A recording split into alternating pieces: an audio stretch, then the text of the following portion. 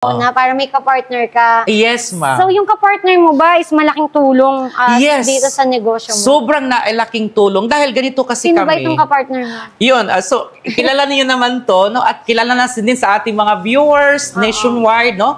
So talagang isa sa mga talagang hinahangaan pati ako kahit buong pinsan kami, pero talagang iniidolo ko din siya dahil sa kanya. Ang dami ko na ding natutunan pagdating sa troubleshooter, yung mga ganyan, paano mo i-troubleshoot yung business mo, and different functions sa business, paano mo siya i-troubleshoot. So, ang laking na itulong din niya sa Chantal dahil talagang siya naman talagang utak sa marketing, no? So, yun po ay ang ating beloved chairman, si Boss Lowell Magdadaro, Yes. no?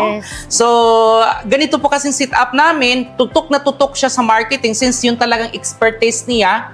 Kasi pagdating sa marketing, malawak na talaga siya at kilala na din po siya dito sa Pilipinas, pati na din po sa ibang bansa. Din ako naman din, since ang expertise ko talaga is pagdating sa operation, so talagang doon din po ako nakatutok sa operation.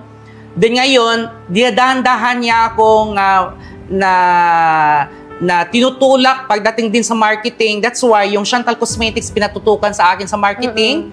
So ngayon, ang sistema namin ngayon, kaya nga si Chantal, isa sa mga nagiging criteria or nagiging dahilan kung bakit si Chantal ay kilalang-kilala ngayon at umangat dahil sa pagmamanage namin. Dahil ngayon si Boss Lowell, pagdating sa marketing, mas pinapalawakan pa niya. Then, train naman din niya ako sa marketing pagdating sa cosmetics, exclusive sa cosmetics. Then, sa side naman din sa akin, since ang operation talaga, yun ang expertise ko, nagde-develop din ako ng isang pioneering na empleyado na talagang mula sa umpisa hanggang doon na binitawan ko siya, talagang minumold ko talaga siya. So ngayon, siya na nakatutok sa operation. Ang maganda lang din sa inyo, Sir Junray, yung partnership nyo with Sir Lowell is ano siya, kumbaga hindi mo expertise ang sales and marketing. Siya, expertise niya. And then ikaw sa operations, so nag-jive or parang nagtugma. And ngayon, unti-unti na dapat malaman mo na rin to. And pero ikaw, tinuturuan mo din siya. Yes. Pinapaalam mo rin anong nangyayari sa operation. Yes. So update sa amin. So ang ginagawa na lang sa amin ay tinutroubleshoot nila kami. Kasi syempre, kahit naman alam mo ipapatakbo, pero hindi mo naman talaga totally alam yan. Yes. No? So may mga lapses pa rin tayo. So mini-meeting niya kami, troubleshoot niya kami, itong dapat yung gawin. Oo, andun yung coaching. Nandun yung coaching, hindi pa rin mawawala iyon. So, ngayon po kasi, sinisiparate po namin yung dropshippers, nandun na po yung lahat yung mga food supplements, and pagdating din sa cosmetics, kasi po, ang ating mahal na chairman ay naniwala, pati na din po kami, naniwala po kami sa yung tinatawag natin na individual expertise. Kasi po, hindi lahat na negosyante expert niyang magbinta ng mga food supplement. Yes. Hindi lahat din mga distributors na expert niya magbinta ng cosmetics. So ikaw mismo, nagninegosyo, kung saan po naging expert ka, doon ka mag-explore. So dito sa Chantal Direct Sales, iba yung team ng mga food supplement, iba yung team ng cosmetics. So, Kasi po, sisiparit talaga namin. Oo, kanya-kanyang market. Kanya-kanyang market, no? So para hindi mo mapabayaan yung ano. Kasi syempre, pagdating sa mga creatives natin, so kapag ginahalo mo lahat, isang marketing ka lang, one department, very crowded products, kasi ang dami ng products namin, so may magkakaroon ng lapses ng promotion pagdating sa mga creatives. So that's why ang Chantal, since malaki na, sinisiparit namin yung food supplement department sa marketing, sinisiparit din po namin yung cosmetics.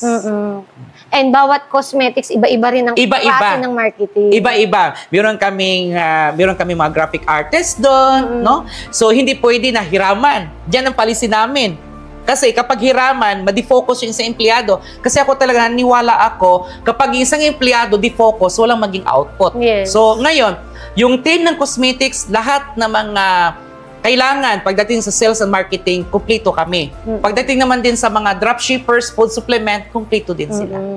So, ibig sabihin, Sir Junray, continuous marketing ang kailangan continuous sa isang marketing.